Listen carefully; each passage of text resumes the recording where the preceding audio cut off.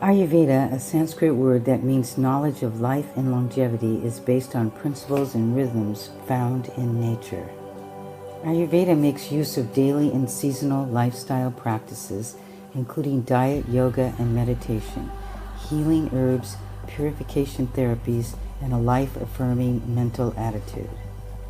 Although at first glance, some Ayurvedic practices may seem exotic, foreign, or downright old-fashioned, they are in actuality universal, timeless, and as useful now as they were thousands of years ago. In my practice, I have found that Ayurveda is more relevant than ever, since it seeks to restore harmony and balance in a world that is growing increasingly out of kilter with pollution, stress, junk food, accelerating schedules, and passive pastimes.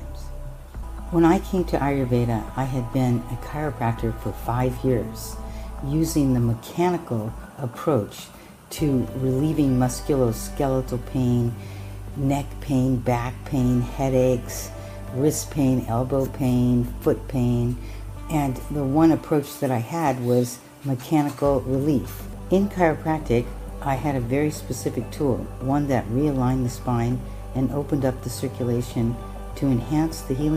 The mechanical approach is a very essential healing avenue to realign the joints, to relax the muscles, to bring range of motion back to the joint.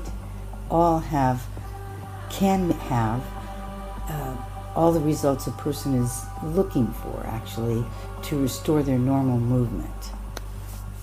I was looking for relief for my patients who had stubborn and recurring musculoskeletal pain, where I'd give them an adjustment and a month and a half later, they'd be back in with the same problem.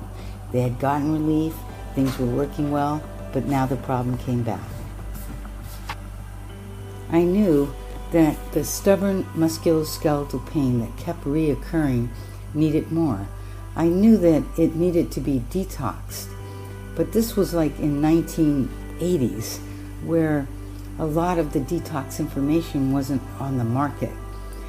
And so Ayurveda came into my life and taught me that each body type needs its own specific way of detoxing. And we're going to talk further about that as we go on in the series.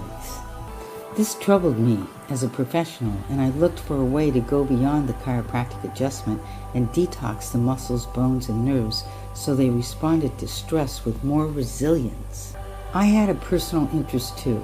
Although I had been meditating for many years and was able to keep up a busy practice while raising a family, I had to admit I was frequently exhausted. When I discovered Ayurveda, I saw that this holistic approach could be the answer.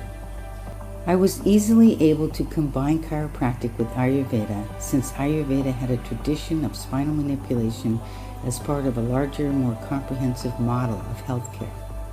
As a result of studying Ayurveda and going to India, working in clinics, working in the hospitals, and having an Ayurvedic physician come to my practice every year, once or twice a year for a good 15 years, I have learned how to understand people in a deep and profound Ayurvedic way. Many of my patients have been moved to tears by Ayurveda's approach because until they were analyzed according to Ayurveda, no system had helped them understand themselves so deeply and was able to help them understand themselves so profoundly. You can go to this link in Amazon and get my book, and it will explain in detail lots more about my teachings. It has recipes. It explains the principles and the modern theories behind Ayurveda so that you can really understand, why do I need this herb or spice? What does Vata, Pitta, and Kapha have to do with me?